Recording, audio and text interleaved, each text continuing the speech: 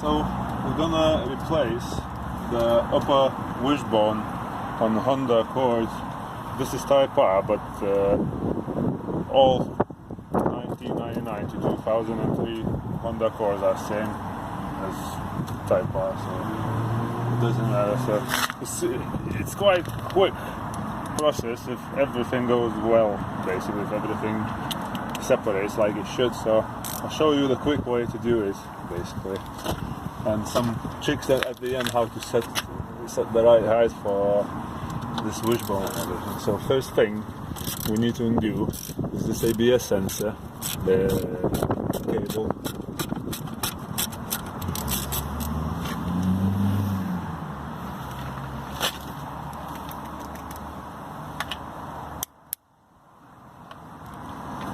Go. So now it's all loose and nice. Next thing we want to remove is this nut. It should be 17 size. Socket.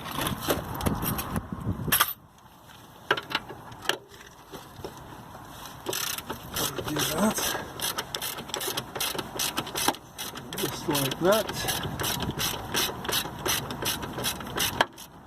Oh, popped itself. I didn't even need to take a hammer to it. What I usually do when I assembling these parts, to make it easy as it is now, I put some copper grease around that bit. When it's new, that rubber is gonna cover this shiny bit, so you just put some, when I say some, it's just tiny amount of copper grease inside that hole there, so it doesn't seize up, because it's pain in the ass to remove it. So as you can see, these bushings usually go really quick. I don't know what it is with these cars. This upper wishbone bushes and the lower ball joint, it's like they go like there's no tomorrow. And they use good brands, bad brands. You want to use something like Delphi so they last longer, but don't expect them to last a lifetime, basically. So next thing, we're gonna have to remove this shock absorber, and believe me, this is the easiest way to do it. So to do that, there's the bolt. This is the bolt that's holding this shock absorber body inside this fork that goes around lower wishbone. I'm gonna have to remove this as well, but first we're gonna remove that bolt there. Right.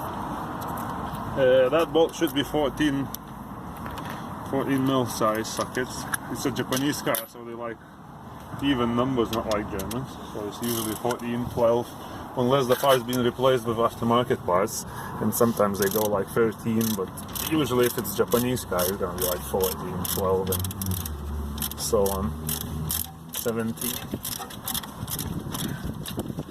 So, because I had done this before, all my parts have copper grease on them. So like you see, everything comes off apart really easy. Yeah. Now, to separate that body from that fork there, I need to undo the bolt that I showed you before. That's 17 mil. Where's my socket? 17 mil. So undo that. Just usually comes out without anything, but yeah, like it is now. If you look from the other side, there's a bolt there. It needs a spanner on it, so it's to stop it spinning, basically. Yep, it's a bolt. So do that.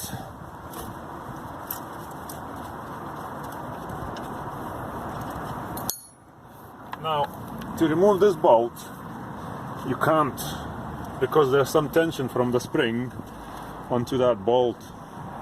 So what you could do is actually put some, I don't know, pray bar on here and push all the wheel down.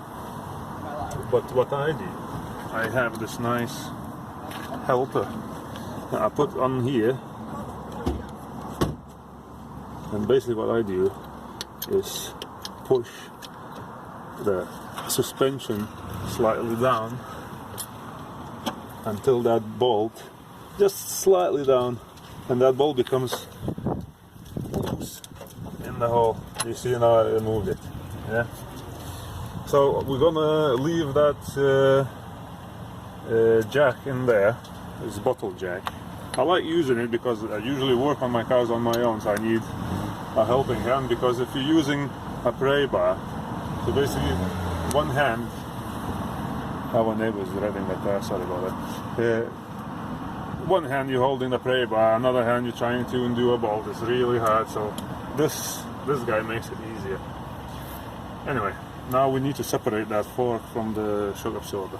Now we have to separate this shock absorber from the fork.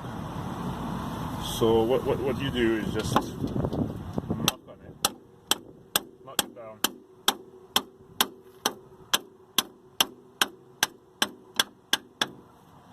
And that's it. Now reposition the wheel so that drive shaft is right in the center of fork. You see it moves freely. So just give another knock on it. There you go. And now it's loose. So see, it's a bit hard to separate. So to separate these, you see it's hanging on the drive shaft. So I just pump it up a bit more. So you see, it's just film it from a bit further. So if I pump it, this bit gonna go down.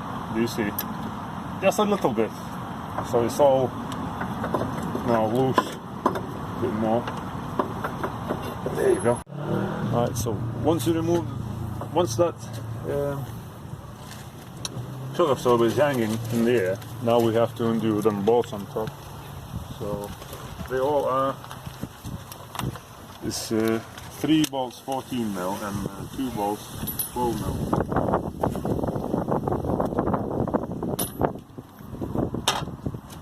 Just them there. So usually first I undo them 2 small ones so that shock absorber doesn't get hang on them. Now this bit is a bit tricky because you need to hold your shock absorber with one hand and undo the bolt with another.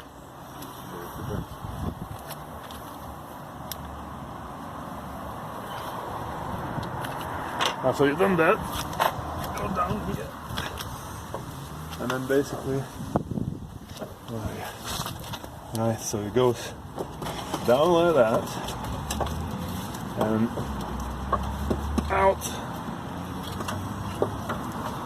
Just be careful not catch that brake line on the spring, so you basically pull it out, but you need to watch not to damage that wing or arch of your car. So I'm gonna need that at the moment. Put that aside. See how they've done this wishbone? The balls go from the side. That's why you need to remove the shock absorber. On the older versions of Honda Accords, the bolts were up top, so you could do it from up top. You don't need to remove the shock absorber. So I think because engineers at Honda thought that mechanics are bored, so they made more fun to do simple things like that. So now, anyway, then both bolts are 14 mil as well. So just make sure this isn't remove. Set to remove. No, sorry. Just undo that. Right. There you go. One out. And second one. When you undo the second one, keep in mind that the wishbone is gonna drop on you, because it's gonna lose the friction, just like that. So hold it with one hand. Just keep it in mind so you don't hurt your So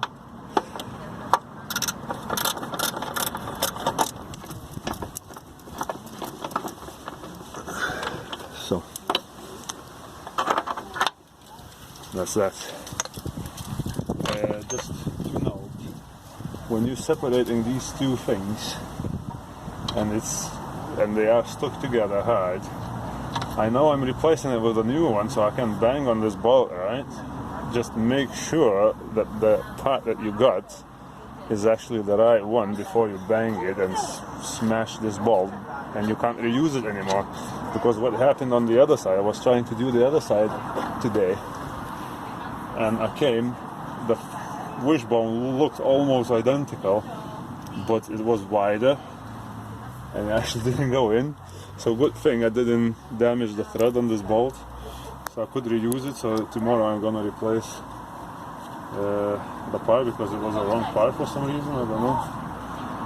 Anyway, this is how you remove it. Now I'm gonna give you a tip how to put it back in. So hold on. Pauza na to response. So here we are with a new part. I always recommend using Delphi or someone. Don't use first line because I've never lied and they don't last basically. So anyway, to put a new part in,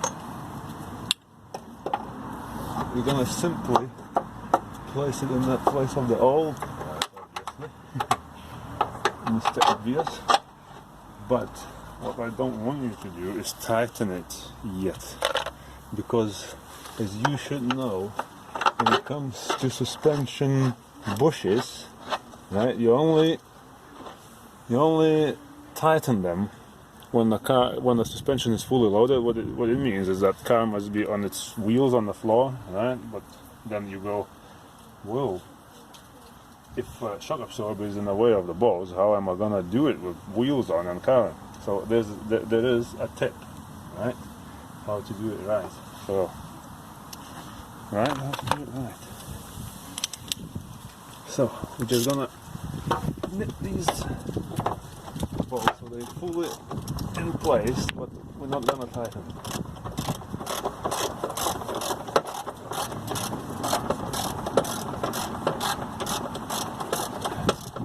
It's enough to do with one, and then so basically just to keep the wishbone in place, right? So the trick is you need to get a metal rod or some sort of a rod, right? Now there is one hole there. Do you see? You see that hole? There. There's one hole there, and one hole on the other side. There. So there's one hole there and one hole there. Now what you do is you lift this wishbone up and you push the rod in that hole and in that hole, so it stays in place.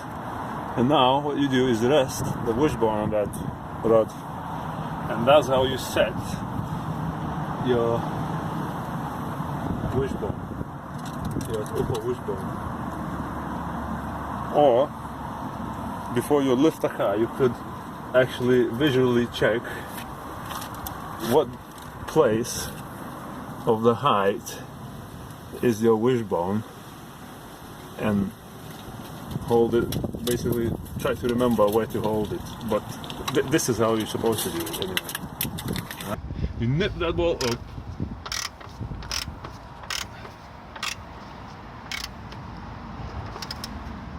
right, just enough for wishbone to stay in place. Now I can remove that rod. Now I can finish tightening it up. If you ask what's the torque I need to set on these bolts, it's about this tight. That's it. So I say it's about 40 newtons, was it? Something like that. Well, remember, you're not fitting a wheel on a tank, so I mean, you can always check online what the torques are, but I seem to just go off my head. maybe because of my experience, I don't know. Don't go over the board, especially if you're doing something, if you're tightening something into aluminium. This is not aluminium, so I can go a bit harder, but if it was aluminium, you don't want to over tighten or you're gonna strip the threads. So maybe you check your torques. If you're not sure, you better check your torques and use a torque wrench to put them in. But for me, I know that it's supposed to be about like this tight, that's it. Yeah, so now it's in place. So back here. Right, my camera died again as I'm on a third now. So I'm gonna put a bit of copper grease again, so just to keep it nice and clean in there, so it doesn't rust as much. Right. Now,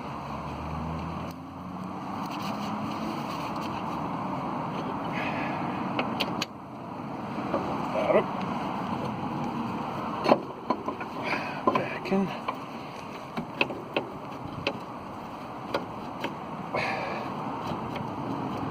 There is actually a thing on a shock absorber that lines this fork into a place like a pin, basically. So once it gets in, it doesn't move anymore. Well, it moves a little bit, but basically that's it. Yeah. So it lines them holes up to the wishbone. So what we're gonna have to do now is just put that ball in, back in.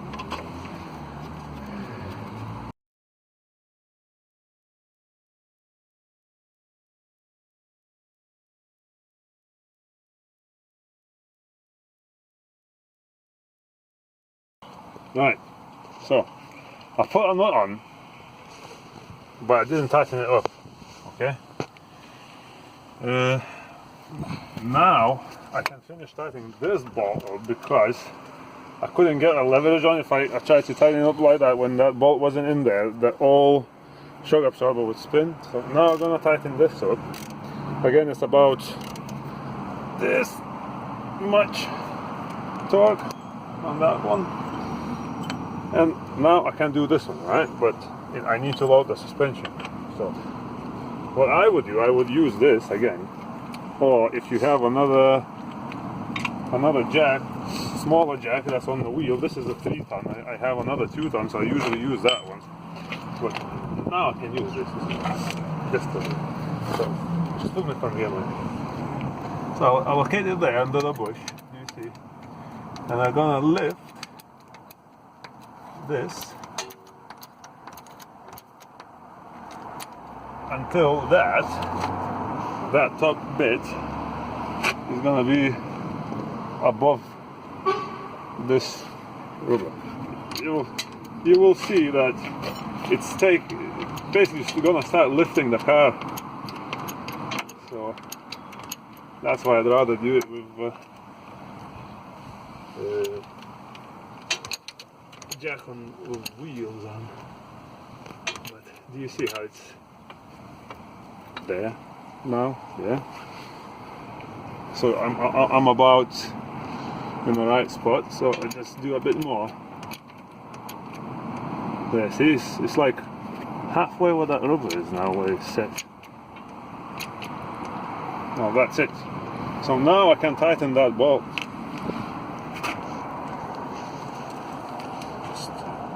Pick the right size socket.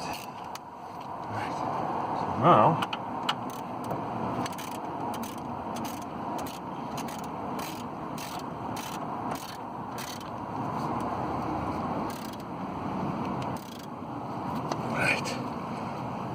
this can go a bit stronger than what I did before, so it's about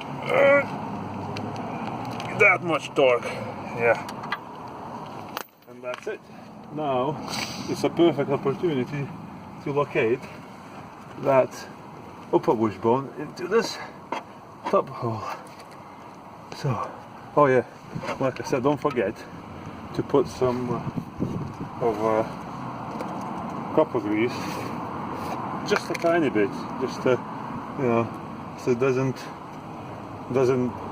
bind together, and in the future when you undo it then you will see they separate easier.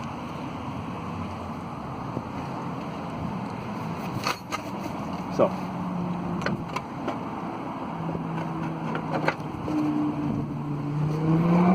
do that. This nut has a nylon insert in it, so it's not going to undo itself. Some of them have a hole, so you need to push a pin through so it doesn't undo itself. This one makes it life a bit easier. So you just tighten it up and leave it there. So that's basically it. I think that concludes my video. This goes in. I'm run out of tips and run out of memory on my phone, so this is it.